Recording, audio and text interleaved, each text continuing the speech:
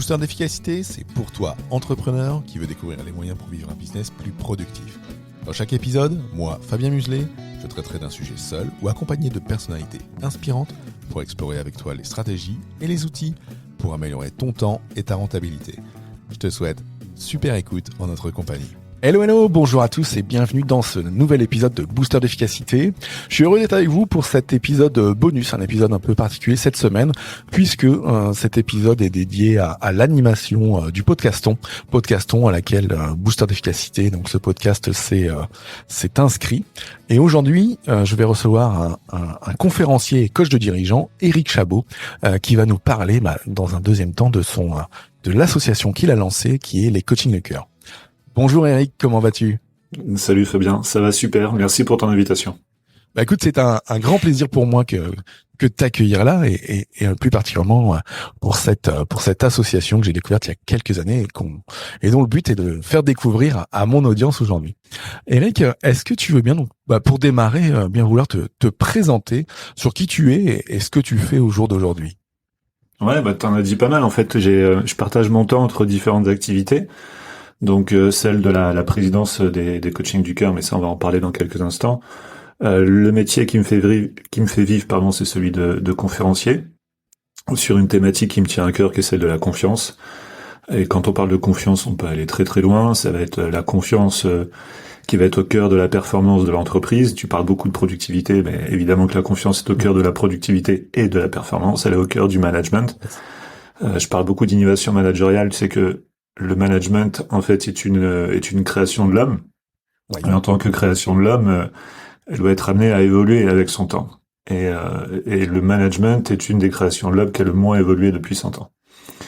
Et donc, j'en parle beaucoup dans mes conférences. Comment faire évoluer le management et comment le faire évoluer vers plus de confiance. Comment mettre plus de confiance dans les gouvernances, plus de confiance dans les organisations, plus de confiance dans les ventes, plus de confiance dans les transformations, et je sais que les organisations se transforment beaucoup en ce moment. Oui. Comment la confiance est au cœur du sens du travail, comment la confiance est au cœur de l'entrepreneuriat. Donc tu vois, j'ai pas fini de donner des conférences. Ouais. J'en ai, il y en a, voilà, j'ai six conférences différentes, qui est en vérité la même conférence, mais avec 60 modules différents, et en fonction des modules, que je choisis en fonction de l'audience et puis de l'objectif en fait du client. Tu vas piocher selon le besoin, le besoin du client, ouais. Exactement. Donc il y a les conférences, je partage mon temps avec mon métier de coach. Donc aujourd'hui, je coach uniquement des dirigeants d'entreprise. Beaucoup évidemment autour de la thématique de la confiance et notre capacité. Les chefs d'entreprise, ils ont cette faculté à réussir bien souvent. Pour ça qu'ils ont les moyens de se faire coacher aussi. Mais ils ont une autre difficulté, c'est celle de s'épanouir. Et réussir sans s'épanouir, c'est peut-être le pire des échecs. Donc, je les amène à concilier les deux. Je partage mon temps dans l'écriture d'un bouquin, évidemment, sur le sujet de la confiance, donc qui sortira, je l'espère, fin juin, si tout se passe bien. Et voilà, plein d'autres choses. J'ai une entreprise qui s'appelle X-Science avec des associés où on développe des assessments. Devine autour de quoi? Alors, j'hésite, mais mon petit doigt me dit que c'est sur la confiance. Voilà, des assessments autour de la confiance. Donc, on a développé un outil qui s'appelle le Star Trust Manager, donc pour aider les organisations, donc à faire une évaluation de la confiance du manager, des équipes. Voilà, donc c'est un point de départ en fait pour commencer à travailler la confiance dans les organisations. Super. Voilà, donc le coach spécialisé et le conférencier spécialisé en confiance, du coup, en France, c'est Eric Chabot, du coup. Ouais, si tu googlises, je pense que c'est moi qui devrais ressortir. Alors, je ferai l'essai après. C'est clair que la confiance, alors tu l'as dit, on peut la mettre à pas mal de sauces et globalement, la confiance, c'est ce qui, pour moi, qui est un des moteurs pour faire le mieux avancer une organisation ou en tout cas une structure. Il y a une grande différence, c'est très juste. Il y a énormément d'études en fait qui sont sorties sur l'impact de la confiance au niveau des organisations, de la performance, mais aussi de l'épanouissement par le travail. Aujourd'hui, on a un gros décalage entre ce que disent les études et ce que fait le monde de l'entreprise. Donc il y a un gros gap entre les deux. Donc c'est un gap qu'on doit récupérer. Donc à force de conférences, à force d'enseignement, à force d'apprentissage, à force de conviction, eh bien on peut y arriver. Et Tu du sais, coup, j'ai fait un post il y a la semaine dernière, tout con. Le post, il dit le manque de confiance détruit les gens performants. Il dit juste ça avec une petite image à la con. Le post, il a été vu 1 million de fois en 3 jours, avec ouais. énormément d'interactions. La confiance, c'est ça. Il y a un vrai besoin de confiance aujourd'hui dans notre société, et même au sens global. Il n'y a pas que dans le monde du travail. Le travail, ça a besoin d'autonomie. Enfin, les travailleurs ont besoin d'autonomie. Ils ont besoin de salariés, d'autonomie et de liberté. Mais la société, au sens global, elle a besoin de confiance. La confiance, elle est au cœur du lien social. Si on détruit ce lien social, on détruit la société. Ouais, clairement, ouais. Mais c'est vrai que dans les entreprises, à partir du moment où on a, alors, je dirais, si on se place dans d'autres casquettes, hein, si le manager n'a pas confiance dans son équipe, bah, il n'arrivera pas à en tirer le meilleur pour moi. Et de la même manière, si l'équipe elle a pas confiance dans son manager, bah, elle se donnera pas non plus pour avancer pour l'entreprise, quoi. Ah oui, c'est ça. Le collaborateur qui se méfie de son chef, il passera plus de temps à se protéger de lui qu'à faire son travail. Exactement. Et derrière, je dirais, c'est toute la structure et toute la vie de l'entreprise qui en pâtit. C'est quoi les erreurs, je dirais, majeures des managers aujourd'hui par rapport à cet aspect confiance des dirigeants, là? Il y a deux types d'erreurs. Il y a les erreurs inconscientes et les erreurs conscientes. Les erreurs conscientes, c'est j'utilise la confiance pour manipuler. Et là, on peut rien y faire. C'est une question de fiabilité. La confiance et la fiabilité sont deux choses différentes. La fiabilité, c'est sur les intentions, la confiance, c'est sur les comportements. Donc, on peut pas faire grand-chose contre ce type de manager, à part s'en débarrasser. Oui. Voilà, tout simplement. J'ai réfléchi à la question, mais finalement, il n'y a pas d'autre solution. Bah non, s'il sont... n'y a pas de lien de confiance et que tu ne peux pas le créer, je pense que oui, il vaut mieux partir. Oui, c'est-à-dire que c'est même pas un lien de confiance, ce sont des gens qui ne sont pas fiables. Donc ils peuvent être extrêmement compétents, mais ils ne sont pas fiables. Et ils peuvent détruire la productivité, la performance, et puis le moral en fait de leurs collaborateurs. Bref, je pense que tout le monde a connu ce type de manager. Tout à fait. Avec j'appelle les managers de l'apocalypse. Et puis t'as ceux qui ont une intention qui est positive, c'est-à-dire t'as ceux qui veulent bien faire, qui veulent emmener leurs équipes, qui veulent les faire progresser, mais finalement ils démontrent des comportements qui sont, au lieu de favoriser la confiance, en fait génèrent plus de méfiance, voire des fois de la défiance, mais pas forcément. C'était pas leur intention. C'est juste en fait ils ont pas appris à manager par la confiance. Il y a pas d'école. J'interviens dans des grandes écoles. On parle pas vraiment encore de la confiance. On est très très loin. Je te dis, il y a un gap entre ce que les études montrent, les études scientifiques montrent, et la réalité du terrain. Et ça commence par l'éducation. Et le problème de la confiance, c'est que la nature est ainsi faite que tu peux pas donner quelque chose que tu possèdes pas. Ce qui fait que si le manager n'a pas suffisamment confiance en lui, ça va être très compliqué pour lui de donner sa confiance à ses collaborateurs, ce qu'on appelle le principe de délégation dans l'entreprise. Ça va être très compliqué pour lui de créer les conditions de la coopération au sein d'un collectif. Et s'il n'a pas suffisamment confiance en lui, ça va être très compliqué pour lui de créer un climat de confiance autour de lui. Et créer un climat de confiance autour de soi, c'est le principe du leadership. Ouais. Un leader, c'est quelqu'un qui sait créer un climat de confiance autour de lui, qui fait que les gens vont le suivre. Donc, en fait, pour revenir au manager, ce sont souvent les peurs du manager qui créent le management par la peur. Parce que la confiance et la peur sont les deux côtés d'une même pièce. Quand je dis les peurs, c'est les doutes, les angoisses, les anxiétés, le stress, enfin... Voilà. Oui, donc tout ce qui peut le toucher négativement et qu'il n'a pas travaillé suffisamment. N'a pas travaillé, ou ça vient en systémique de l'entreprise, de l'organisation. Ça peut venir. Donc, on doit absolument protéger le manager en lui permettant, en l'autorisant à gagner plus en confiance pour qu'il puisse avancer vers le management par la confiance et que ça puisse bénéficier à l'ensemble de l'organisation. C'est vrai, moi je rebondirais sur ce que tu as dit il y a quelques minutes où on nous apprend pas la confiance, mais c'est comme dans beaucoup d'endroits, beaucoup d'écoles où on nous apprend pas le management. Typiquement moi dans mon cursus, moi typé ingénieur, cours de management, il y a 25 ans, il y avait pas grand chose quoi. Et tu te retrouves très vite en tant qu'ingénieur sur le monde du travail à animer et encadrer des équipes sans avoir les billes pour pouvoir le faire et sans avoir travaillé toi-même, comme tu le disais, tes peurs, ton manque de confiance ou autre.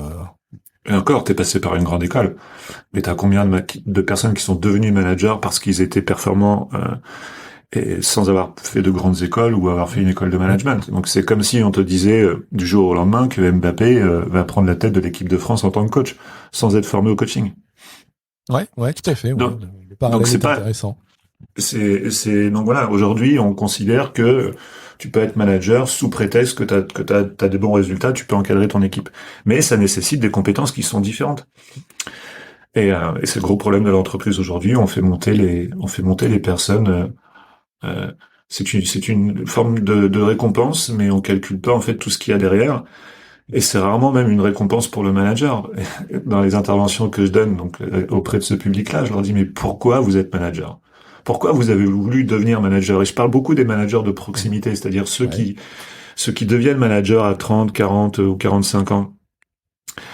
Faut être débile pour vouloir être manager de proximité, en fait. T'avais un boulot, t'étais peinard, où t'avais tes objectifs qui étaient définis, et tu y arrivais puisque t'es devenu manager. Donc t'arrivais à atteindre tes objectifs, et puis ton patron te dit, ah, ça serait bien que tu prennes la direction de l'équipe dans laquelle tu étais.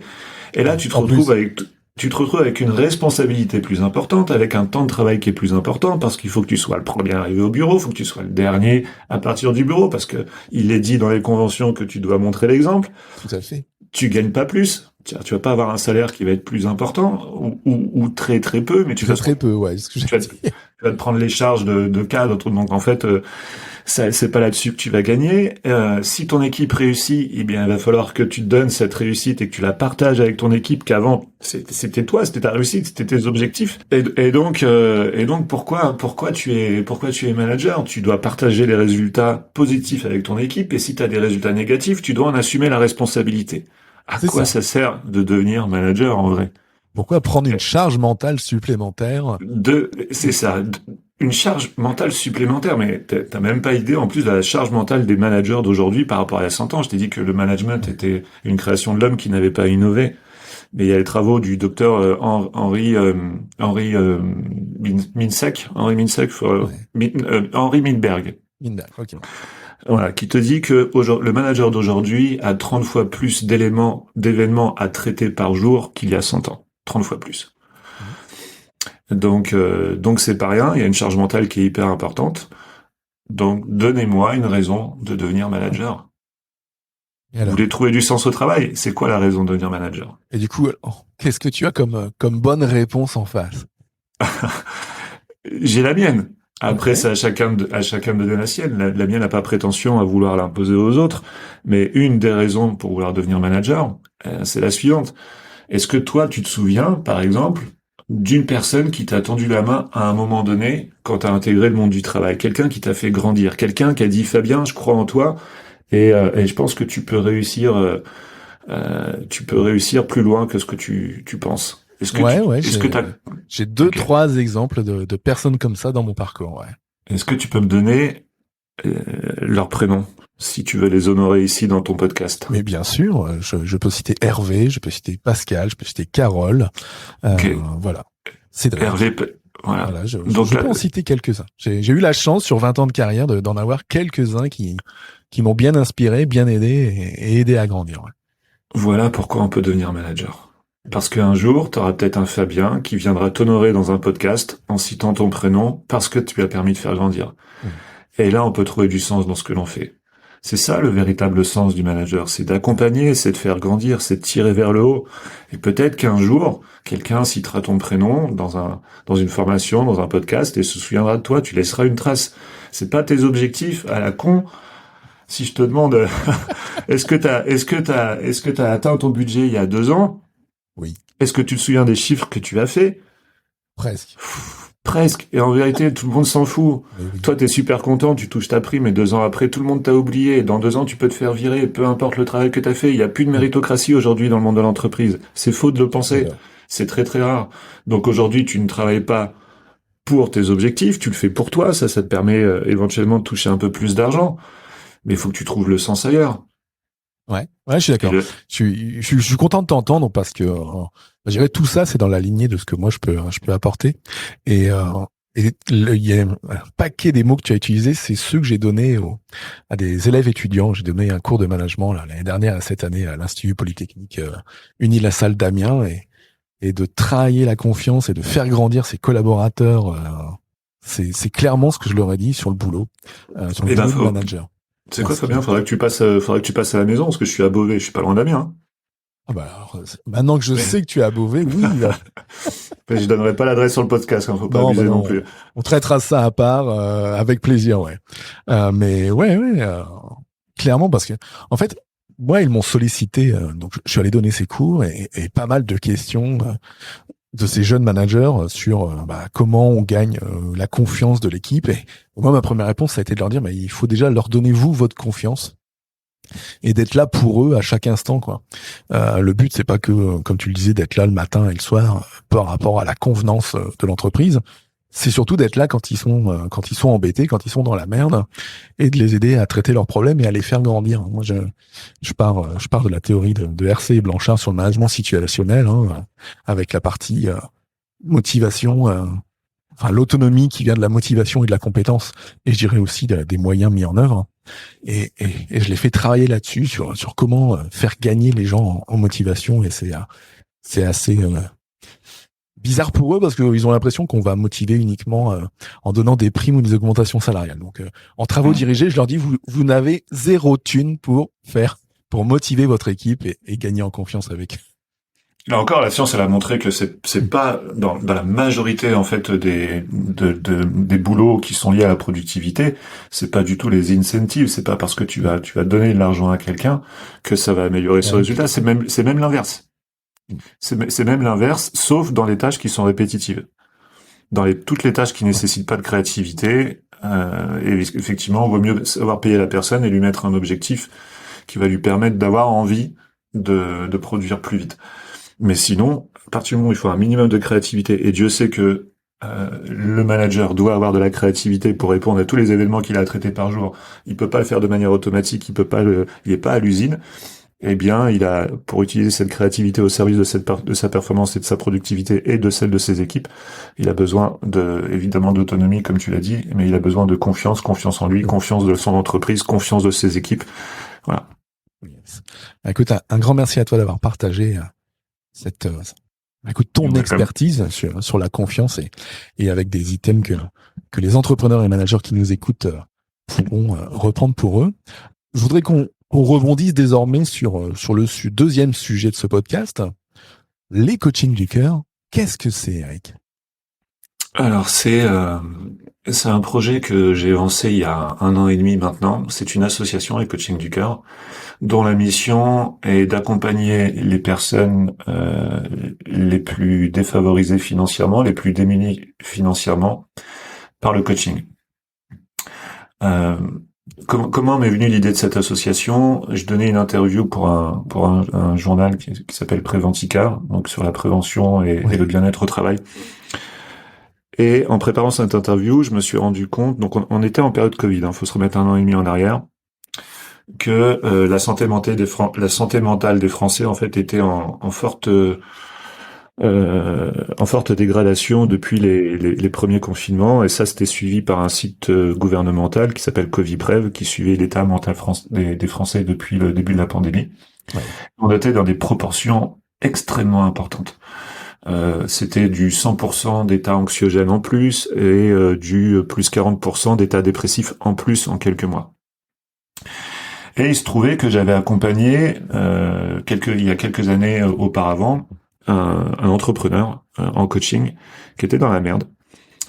J'avais été touché par son témoignage sur les réseaux sociaux et je lui ai dit écoute, je t'accompagne quelques séances pour te remettre le pied à l'étrier, te mettre les idées au clair. Il me dit j'ai pas les moyens de te payer. Je lui dis je sais, mais je te fais pas payer. On appelle ça du coaching solidaire. Par contre, je te demande un engagement comme si tu payais quoi. Et il a joué le jeu et c'est quelqu'un que j'avais un peu oublié et la veille de cette interview, comme quoi des fois les choses s'alignent, je reçois un message de lui sur LinkedIn qui me dit Eric, juste un petit message pour te remercier. Je voulais te dire qu'hier j'avais offert un service gratuit dans le cadre de mon entreprise à une personne en pensant à toi. Et là je me suis dit il y a en fait une chaîne solidaire qui s'est faite. Je l'ai accompagné, je l'ai tiré vers le haut par le coaching et lui dans des services qu'il donnait aux personnes, en fait, il avait tendu la main à son tour. Et je me dis, il y a quelque chose à créer ici. Et il se trouve que le marché du coaching, je le connais bien, puisque j'accompagne et je forme des coachs, et je les certifie donc à notre méthode Star Trust sur la confiance. Et je sais qu'il y a énormément de coachs en France. Le marché du coaching n'est pas un marché d'accompagnement des managers, et c'est un marché de formation. Faut le dire, parce que les gens ne le savent pas. Il y a beaucoup trop de coachs aujourd'hui sur un marché qui n'est pas mature. Ce qui fait que beaucoup de coachs qui sont compétents, qui ont été formés, qui sont certifiés, finalement n'ont pas suffisamment de clients et ne vivent pas du coaching. Je crois que c'est plus de 50% des coachs qui gagnent moins de 30 000 euros par an en France. Ouais, ouais. Et un coach ne gagne rien en France, contrairement aux États-Unis où ça gagne le double. Donc, il y a une grosse population de coachs qui a envie d'aider, qui a envie de contribuer, qui a la main sur le cœur, mais qui a pas suffisamment de travail. Et de l'autre côté, on est dans une population, dans une société où le nombre de pauvres ne cesse d'augmenter.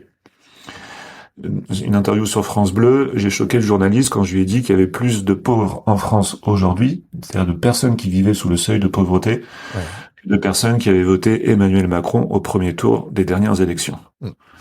Il y a plus de 10 millions de pauvres et il y a 9,6 millions, je ne sais plus du chiffre exact, de personnes qui ont voté Emmanuel Macron.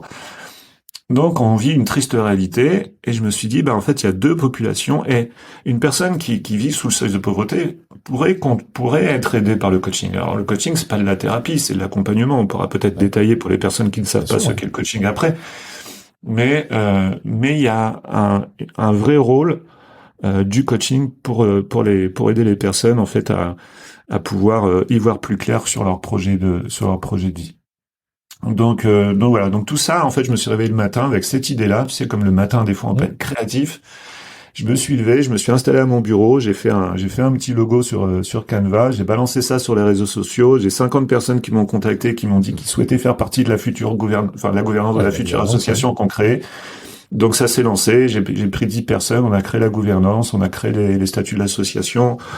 On a ensuite investi de l'argent personnellement pour créer la première plateforme de coaching solidaire en France. Donc on a créé une plateforme sur Internet qui permet de réunir les deux populations. On a sécurisé tout le process, c'est-à-dire qu'aujourd'hui les accompagnements solidaires se font avec un contrat qui est signé, tout est encadré, il y a une traçabilité qui est faite.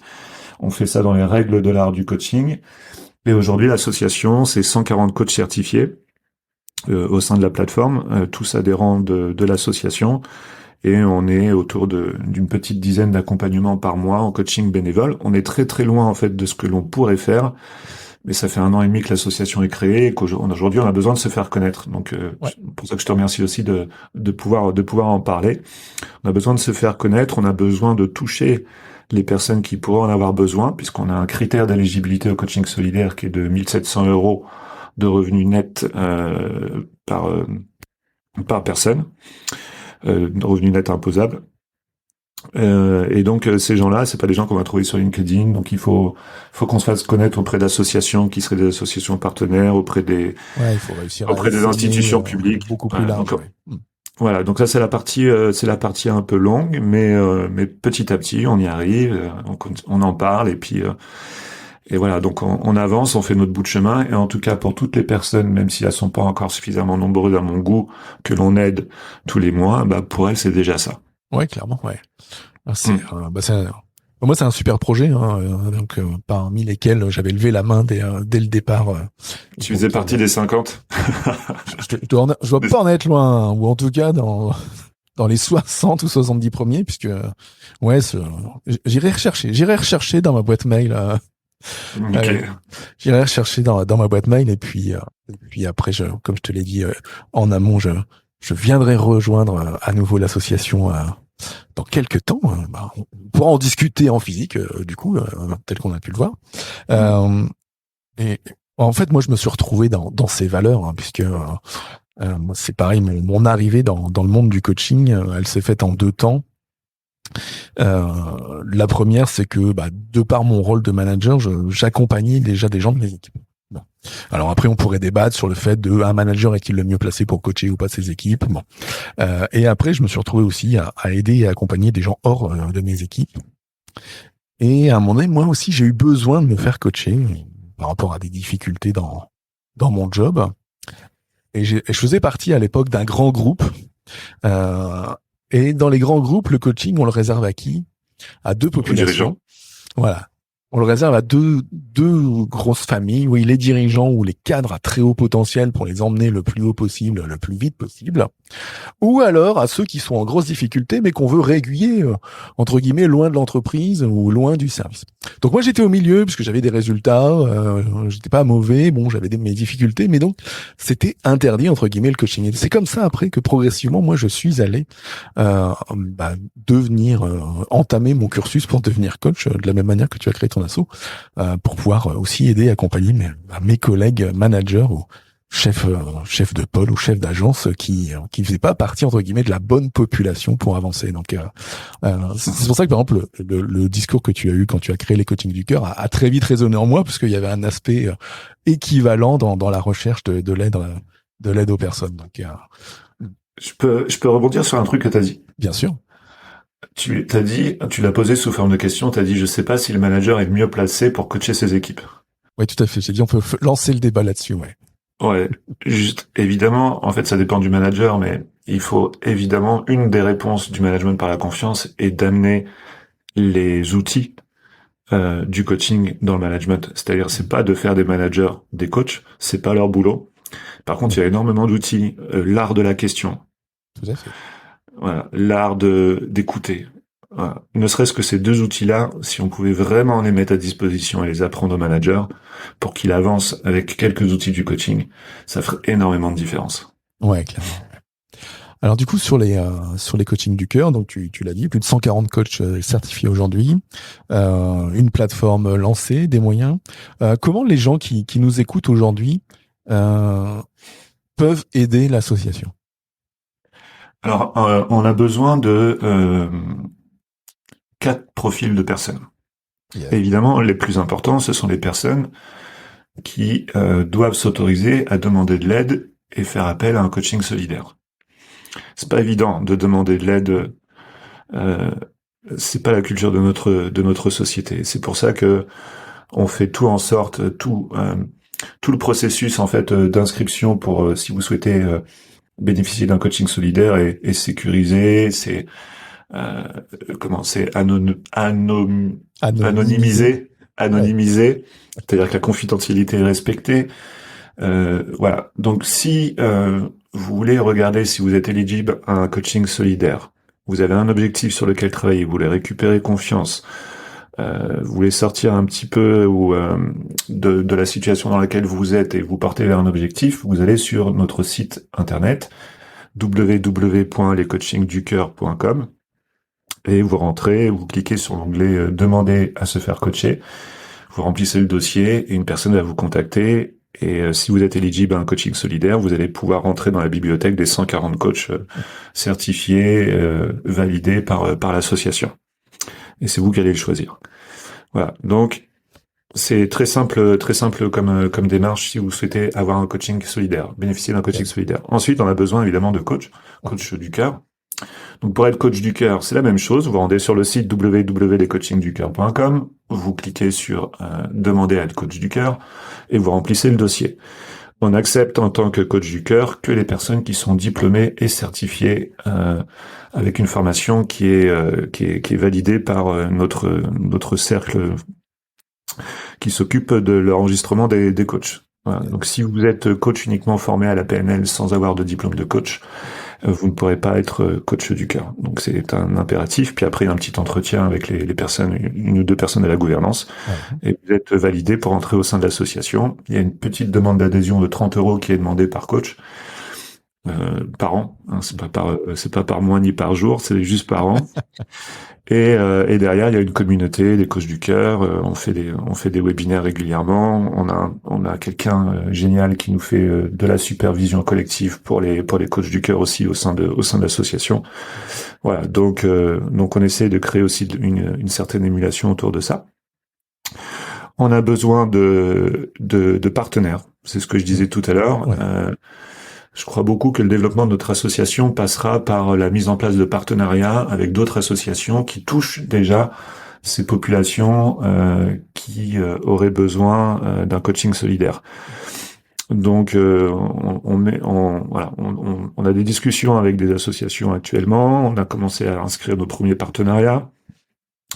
Donc, si vous êtes une association et que vous pensez que vos propres adhérents, les personnes que vous aidez, pourraient avoir besoin en complément des services que vous leur rendez d'un coaching solidaire, eh bien, contactez-nous aussi à travers le site. Je le répète, www.lescoachingducoeur.com. Laissez-nous un message et quelqu'un de l'association prendra contact avec vous et on vous expliquera comment on peut travailler ensemble. L'idée, c'est en gros, on commence par une ou deux personnes pour tester que le coaching effectivement va pouvoir aider vos adhérents, les personnes que voilà.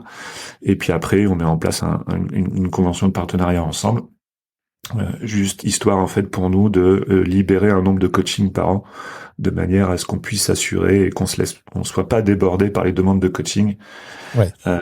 Puisque on est limité par le nombre de coachs et surtout on a dans nos règles d'association, un coach ne peut pas coacher plus d'une personne par mois.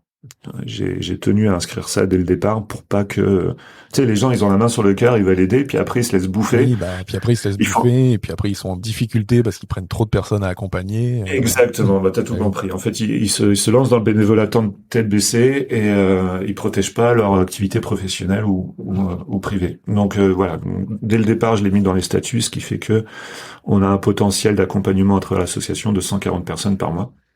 Ce qui est déjà énorme. Aujourd'hui, on est autour de 10, tu vois, on a encore une marge de progression qui est énorme. Ouais. Il y a de la marge. Je crois qu'il y a 30 000 coachs en France.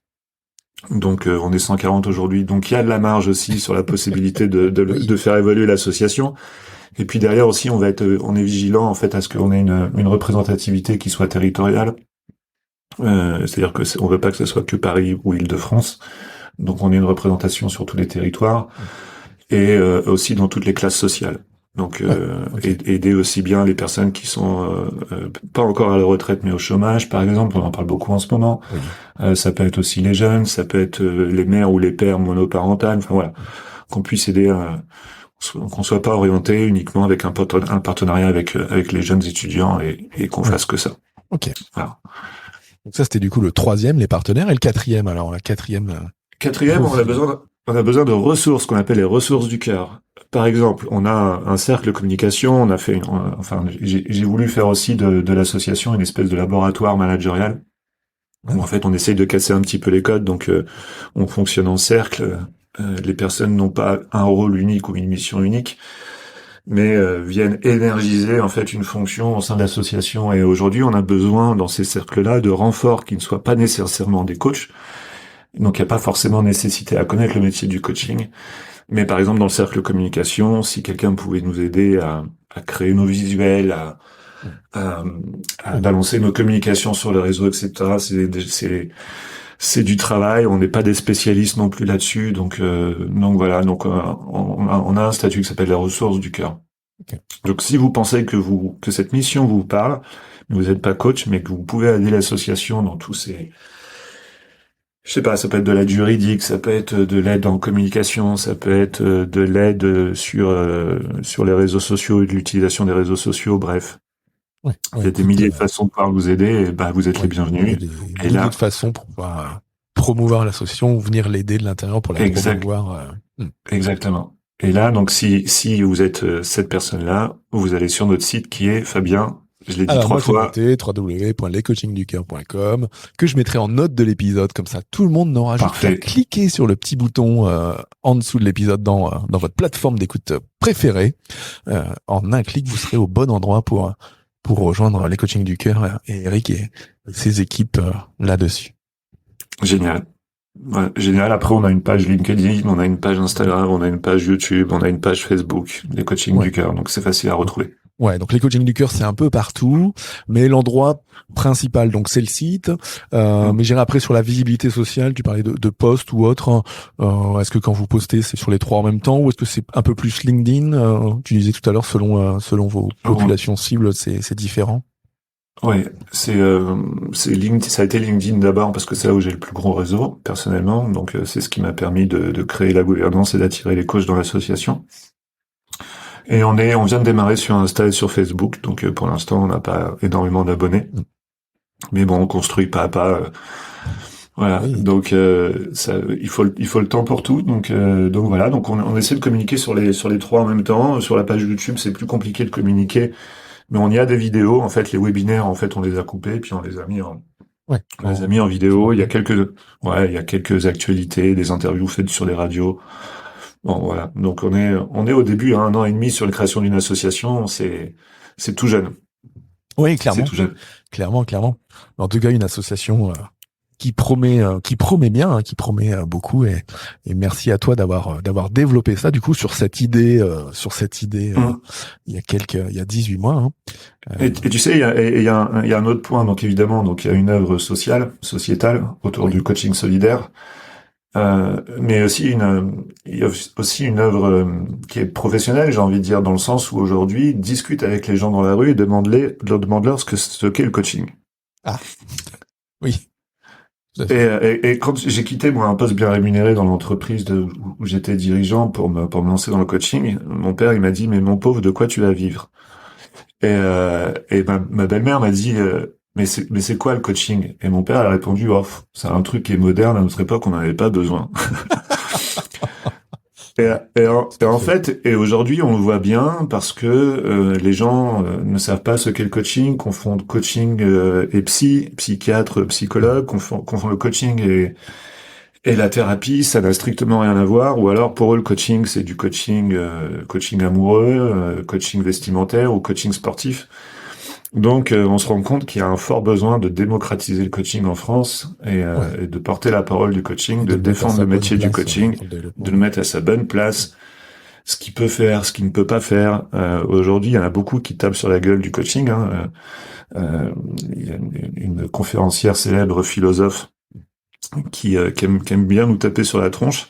Ouais. Et des fois à juste titre, parce qu'il faut faire le ménage aussi dans les coachs et dans le métier du coaching. Mais en tout cas, il faut parler de ce que peut apporter ce métier à l'ensemble des populations. Et c'est pour ça, je compare souvent le coaching en fait à un véhicule qui t'emmène d'un point A, qui est la situation dans laquelle tu vis, qui est un peu merdique, à un point B, qui est ta solution, qui est ta situation, qui est ta destination espérée, là où tu voudrais être aujourd'hui, mais tu y es pas encore. Et ben, le coaching, ça t'emmène du point A au point B, en fait. Donc c'est un transport. Et aujourd'hui, toute une partie de la population n'a pas accès à ce transport-là. Donc, est-ce qu'on pourrait considérer qu'une société normale n'autorise pas une certaine forme de transport aux personnes parce qu'elles sont pauvres? Interdiction de bus, interdiction de voiture, interdiction d'avion. T'es trop pauvre, t'as pas le droit de conduire. Voilà. On a la même chose avec le coaching aujourd'hui. Ouais, c'est donc vrai, c'est bonne métaphore. C'est tout ça qu'il faut changer. Donc ça prend du temps, mais petit à petit, l'oiseau fait son nid, comme on dit. Exactement, ouais. Eh ben écoute, un grand merci à toi, Eric, pour toute cette valeur que tu as pu apporter déjà sur cette première partie avec ce que tu fais et ton expertise sur la confiance qui va pouvoir inspirer les managers et entrepreneurs qui nous écoutent. Et puis merci à toi pour cette belle association que moi j'imagine vouée à une grande destinée parce qu'elle vient quand même couvrir un endroit où ça manque clairement. Donc merci à toi pour tout ça. Merci Fabien. J'ai plus qu'à te souhaiter une très belle journée. Merci à toi aussi. Et on se dit à très vite du coup. Ok, ça marche. Je te souhaite une belle continuation et merci pour l'invitation. Merci. Ciao, ciao. Ciao.